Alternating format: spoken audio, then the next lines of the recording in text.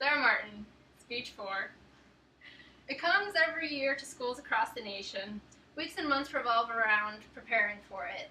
Growing at an exponential rate since the No Child Left Behind Act passed in 2002 by the 107th Congress, standardized testing has become an annual nightmare for students and teachers alike. I myself have spent many hours as a child preparing for these tests, and it doesn't take a genius to know that your nation's future lies within your children.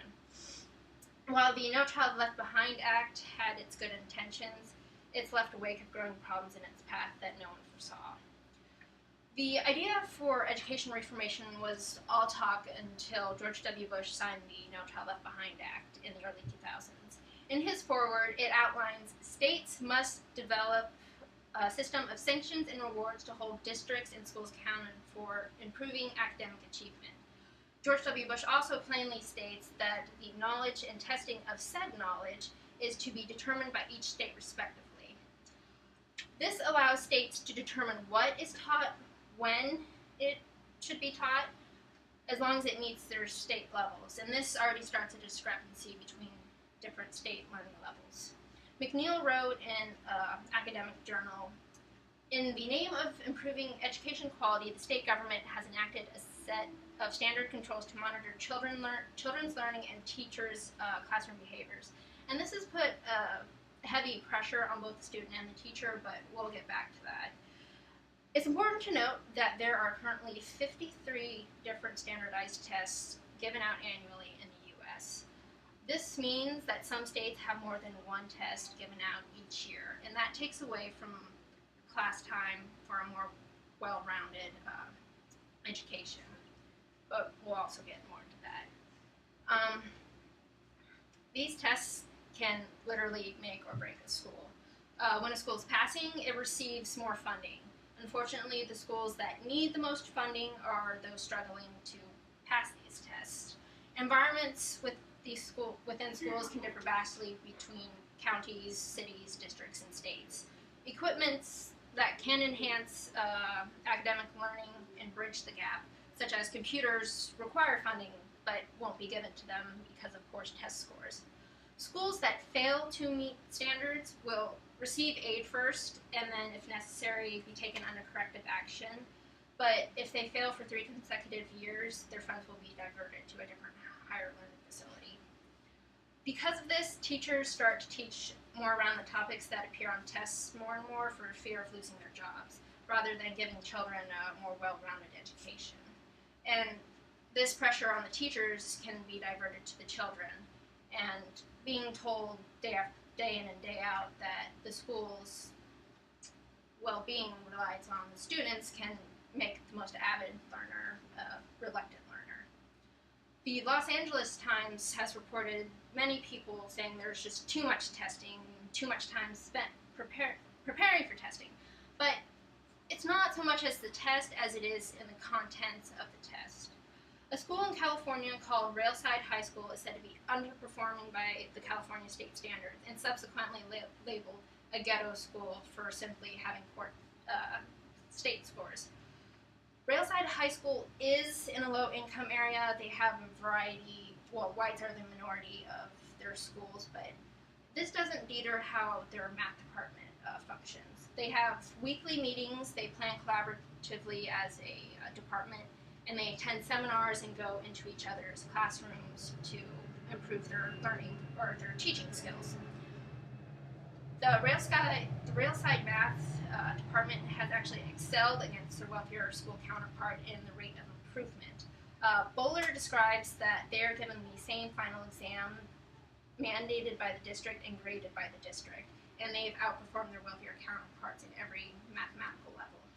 But when the SAT 9s came, the Railside High Schoolers fell flat, and the children interviewed said it was because of the long-winded wording and the contents of the test. Not to mention there's a different set of standard answer forms, and they're only given the correct amount of points for the correct bubble filled in and not the work that they're given.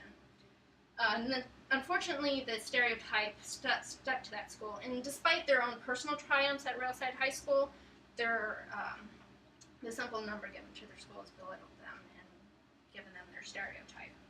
But going beyond the local areas, many military children are also being backhanded by the state-by-state discrepancy. The Huffington Post found that the average military child will attend 7 to 9 different schools before high school. And I can attest to that. My father was in the Navy, and I've gone to 8 schools before reaching high school. And moving is hard enough without having to figure out where you stand academically. Going across the country, coast to coast, or even just across the state line, there can be issues with your document transfers.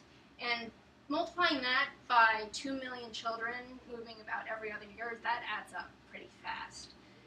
This can also delay enrollment with the skewed educational systems, and it also a lot of students are inappropriately placed in different grades, and a lot of us are excluded from higher education programs and extracurricular activities, and this can also lead to a delay in graduation because of the points difference or the classroom difference. And these mangled and distorted teaching levels and methods have hurt the U.S. in their educational ranking in the world.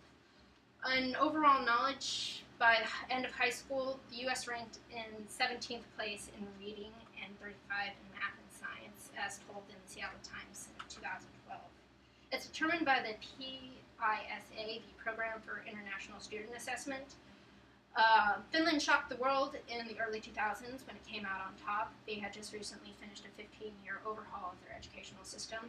Surprisingly, they have shorter days, less homework. In fact, most districts won't allow schools to have homework, and a lot of kids don't start school until they're actually 7 years old.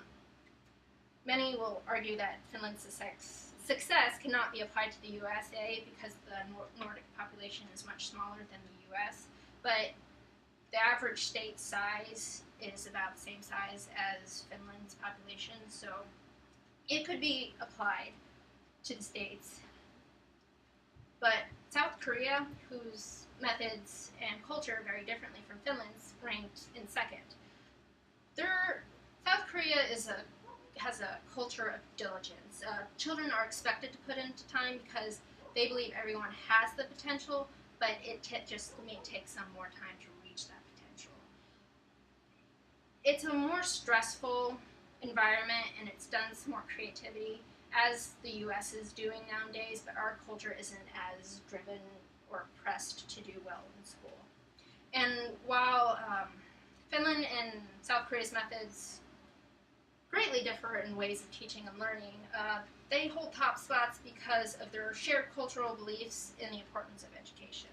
Good teachers are essential to the higher quality of the educational system, and they need to be treated more valuably than they do now.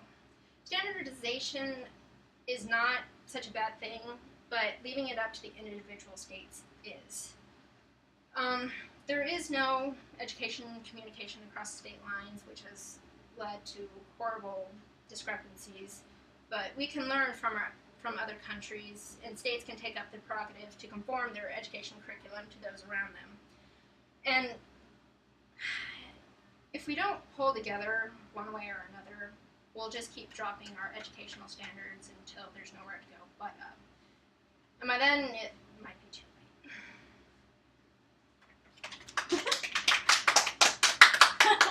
Oh my gosh. And different state standards, why I freaking